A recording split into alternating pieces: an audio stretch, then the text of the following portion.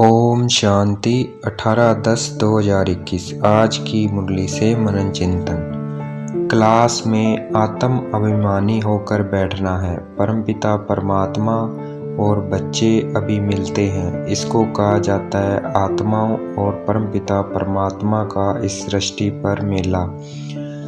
यह मेल एक ही बार संगम पर होता है। जब हम पूज्य से पुजारी बनते हैं तभी दुख होता है। यह दुख 5 विकारों के कारण होता है। जितना सीढ़ी उतरते जाते हैं अर्थात पतित होते जाते हैं उतना दुखी होते जाते हैं। अभी हम जानते हैं दुख के पहाड़ गिरने हैं, इस पुरानी दुनिया का विनाश होना है।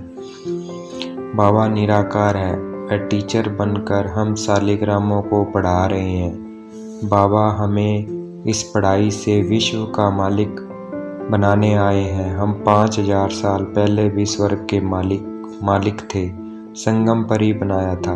अब बाबा हमें फिर से मनुष्य से देवता बैकुंठ स्वर्ग का मालिक बना रहे हैं। हमें बाप टीचर बनकर पढ़ा रहा है। बाबा हम बच्चों से 1 पाई भी फीस नहीं लेते और आते भी दूर परम धाम से हैं हमको पढ़ाने। बाबा यहाँ नौकरी करने रोज आते हैं।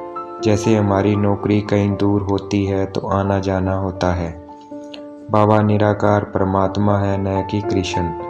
मनुष्य कृष्ण को भगवान समझते हैं। कृष्ण भगवान हो नहीं सकते क्योंकि 84 जन्मों में आते हैं। भगवान को अपना शरीर है नहीं। जैसे हम आत्मा है वह भी आत्मा है, परंतु आत्मा कहने से आत्मा एक जैसी हो जाएगी, इसलिए वह परम आत्मा है। और ड्रामा प्लान अनुसार परमात्मा का नाम शिव है।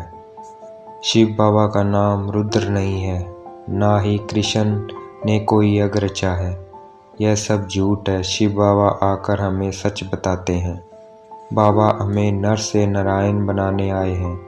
बाबा का घर बहुत दूर है। बाबा इस धरती पर आकर ब्रह्मा तन द्वारा हमें पढ़ाते हैं। सारा दिन इस तन में नहीं बैठते, चक्कर लगाते रहते हैं।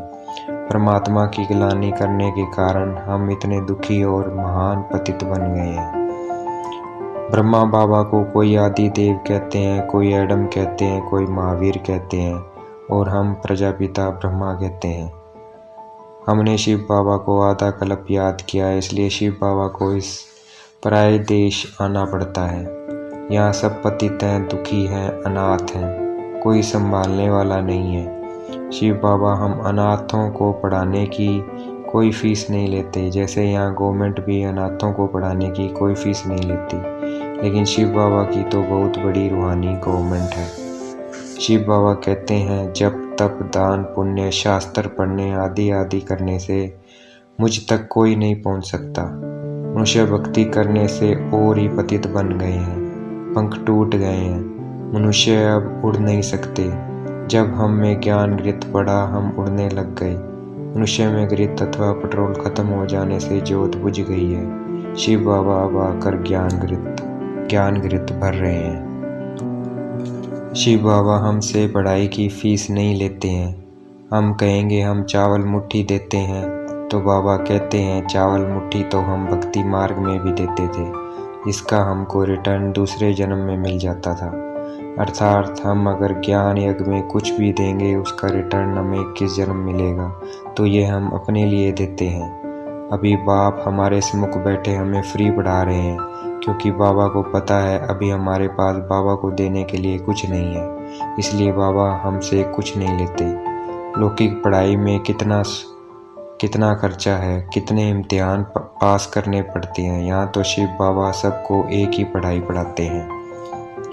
हम याद लौकिक पिता को भी करते हैं, बच्चों को भी करते हैं, पति को भी करते हैं। अब हमें सिर्फ एक बाबा को याद करना है, उससे सारे फर्ज निभाने हैं। अब बाबा भाई भी है, बेटा भी है, बाप भी है, टीचर भी है, सतगुरु आदि है। बाबा हमें सुख देने वाला है। वह पतित संबंधी आदि हमें दुख ही देंगे। अभी हम देख रहे हैं सबका मौत सामने खड़ा है।